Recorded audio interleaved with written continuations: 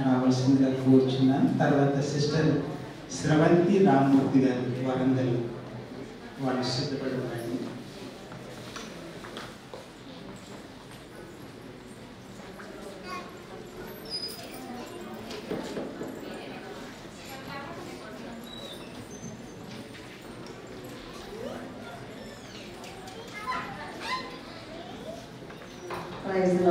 దేవుడు నామానికి మహిమ ఇప్పుడు వచ్చిన సిస్టర్స్కి బ్రదర్స్కి నా ఇల్లు వందనాలు చెల్లిస్తున్నాను.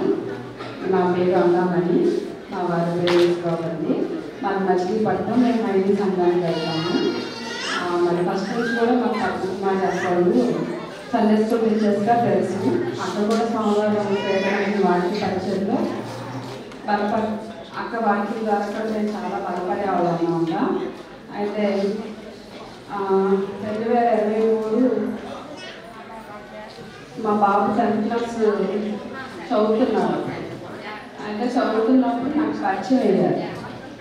ఎలా అంటే బాబు ఒకసారి 10th ఫెయిల్ అయ్యాడు 3 సబ్జెక్టులు. ఆ విషయం గురించి చాలా బాధపడుతూ ఉండేదాన్ని. శ్రేణికుడిలో సాక్షాత్కారం చెప్పడం, ఏడవడం అలా చేస్తున్నప్పుడు దేవుడు నన్ను చాలా వాక్యాల ద్వారా బలపరుస్తూ ఉండేవాడు. అయితే ఈ యొక్క ఎస్టేషన్ సహవాసం నాకు తెలియకుండా ఒక వాగ్దానం ద్వారా దేవుడు నాతో మాట్లాడినప్పుడు నేను ఆ వాక్యాన్ని బట్టి నేను అర్థం చేసుకోలేకపోయాను. కానీ ఆ వాక్యాన్ని బట్టి నేను ఎలా బలపడ్డాననేది ఒకసారి ఆ వాక్యం నాకు దేవుడు చూపించాడు. నేను ఒకసారి చెప్పాలనుకుంటున్నాను. ఇర్మియా గ్రంథం 29వ అధ్యాయము 11వ వచనం. నేను మిమ్మల్ని గురించి ఉద్దేశించిన సంగతులను నేను ఎరుగుతున్నాను. రాబో కాలంలో మీకు నిరీక్షణ కలిగినట్లుగా అవి సమాధానకరమైన ఉద్దేశములే కానీ హానికరమైనవి కావు. ఇదే యెహోవా వాక్కు. అయితే ఈ వాక్యము నాకు ప్రభు చూపించాడు స్పష్టంగా. ఈ యొక్క రెఫరెన్స్ చూపించినప్పుడు నాకు అప్పుడు అర్థం కాదు. కానీ మా బాబు విషయంలో నేను చాలా కృంగిపోయాను.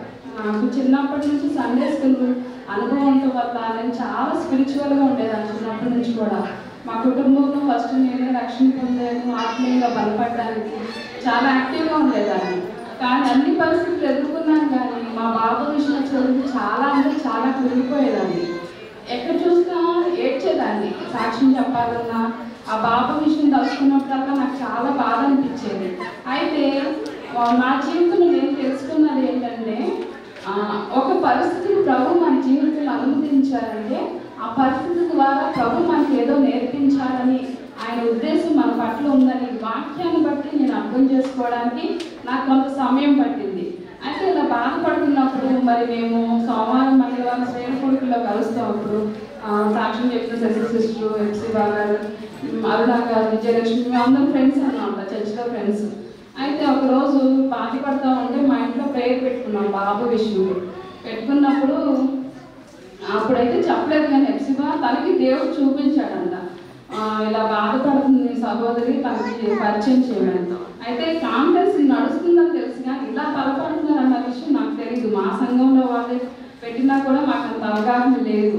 కానీ ఎప్పుడైతే ఆ సిస్టర్ చెప్పిందో నేను ప్రార్థన చేసుకున్నాను, దేవా మీరు సహాయం చేయండి. మళ్ళీ ఇదే వాక్యం చూపిస్తున్నారు ప్రభు.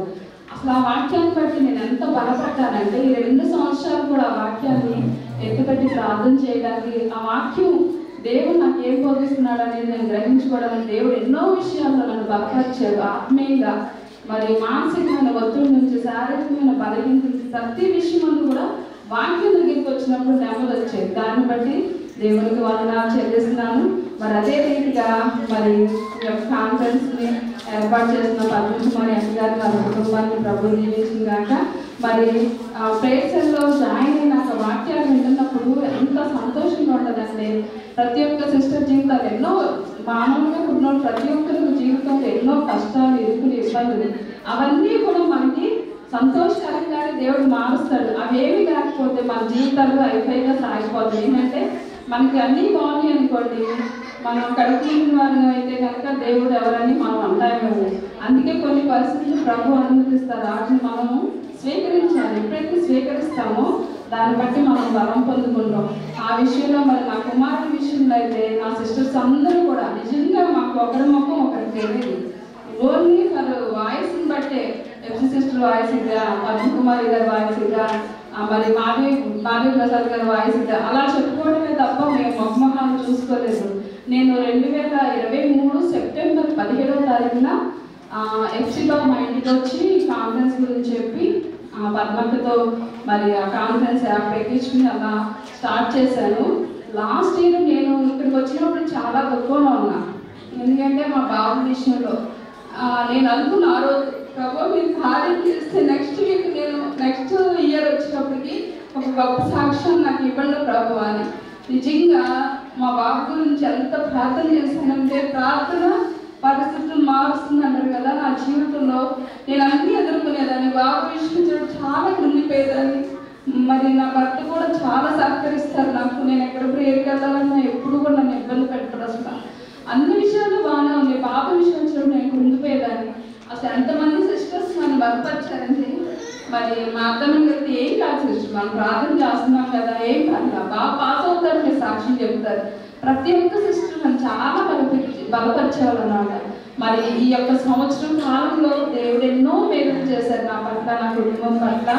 అలాగే మరి ఆత్మీయంగా బలపడటానికి మరి అన్ని విషయాలు వర్తిల్లడానికి దేవుడు ఎంతో కృప చూపించారు. ఇది ఒక పాల పొంతలాగా ఎంతమంది వచ్చినా దీనిలో ఇమిడిపోతూ ఉంటారు. నిజంగా యెహోవా ఉత్తముడు రుచి చూసుకున్నప్పుడు ఎప్పటికీ కూడా ఆయన మర్చిపోలేవు. ఆ యెహోవా మరి అందరికీ ఉపకారం, వాక్యంలో ఉన్నట్టుగా మనందరికీ ఆయన ఉపకారం చేసే దేవుడిగా ఉన్నారు. అందరిని బట్టి దేవాదేవునికి వందనాలు చెల్లిస్తున్నాను. ఈ యొక్క పరిచర్య నానాటికి అభివృద్ధి చెందాలి, అనేకులకి ఆశీర్వాదకరంగా ఉండాలి, ఆత్మీయంగా బలపడాలి. ప్రతి ఒక్కరు ఎప్పుడైతే ఆత్మీయంగా బలపడతాం, శారీరకమైన పరిస్థితులైనా ఆర్థికపరమైన పరిస్థితులు ఏమీ ఎదుర్కోవాలంటే ఆత్మీయంగా బలం కలిగి ఉండాలి. అటువంటి బలాన్ని పొందుకోవడానికి మనకు ఒక మంచి ప్లాట్ఫామ్ దేవుడు మనకు అనుగ్రహించారు. దేవుని యొక్క చిత్తంలో మనందరూ ఉన్నాం కాబట్టి ఈ యొక్క ప్లాట్ఫామ్ దొరికిందని నేను నమ్ముతున్నాను. దేవుడు నా మహిమ కలుగును గాక. ఈ సమయం ఇచ్చిన బ్రదర్ గారికి praise lord. Thank you sister. మీరు వచ్చేసరికి మీరు వాక్యం చెప్పేస్తాయి, మీకు వాక్యం ఇస్తాం. ప్రభు మిమ్మల్ని దీవించింది. సిస్టర్స్